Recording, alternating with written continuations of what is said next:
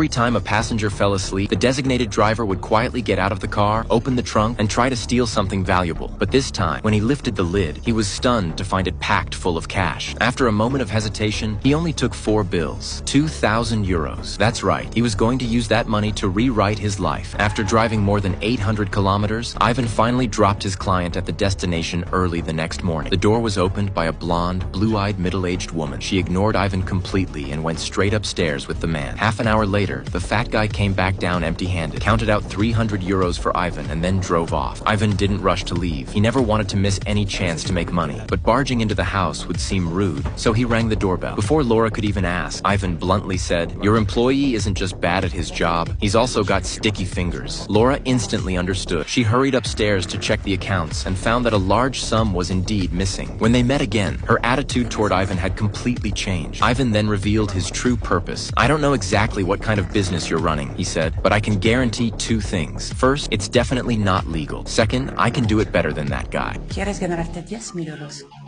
Claro.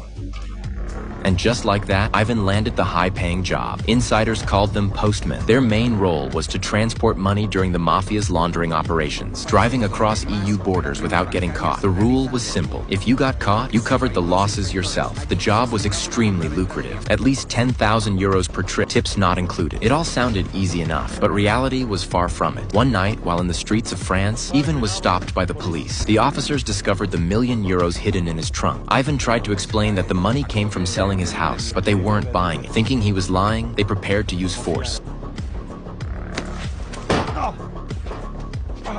But Ivan was born for this game. Knowing they had no real evidence, he calmly pulled out his phone and threatened to call the consulate, turning the whole thing into an international incident. The officers didn't want the trouble and let him go. When Ivan reported back, he was stunned to learn that those 2 police officers were actually sent by the organization. It had been a test of his composure and resourcefulness. The boss was very pleased. Ivan not only secured a long-term deal, but also got his pay doubled. From then on, Ivan was at the top of his game. Endless money, and Laura completely under his control. But as the saying goes, you walk by the river long enough, your shoes will get wet. Not long after, Laura came to him with a tricky problem. She said a local councilman had started investigating their company and told Ivan not to look back because that man was sitting right behind them. The clues were vague. All they knew was that the councilman stayed in that hotel every Friday night. The rest was up to Ivan. He knew this could be his big break and agreed without hesitation. As Ivan was thinking over his plan, the councilman suddenly appeared on the TV, and the woman beside him wasn't the same one from the hotel. Clearly, the guy had a messy private life. That was the weak spot Ivan needed. After several days of staking out the place, Ivan finally caught his target. He planned to sneak into the man's room while he went down for dinner and plant a hidden camera, but was caught red-handed by the security guard. Luckily,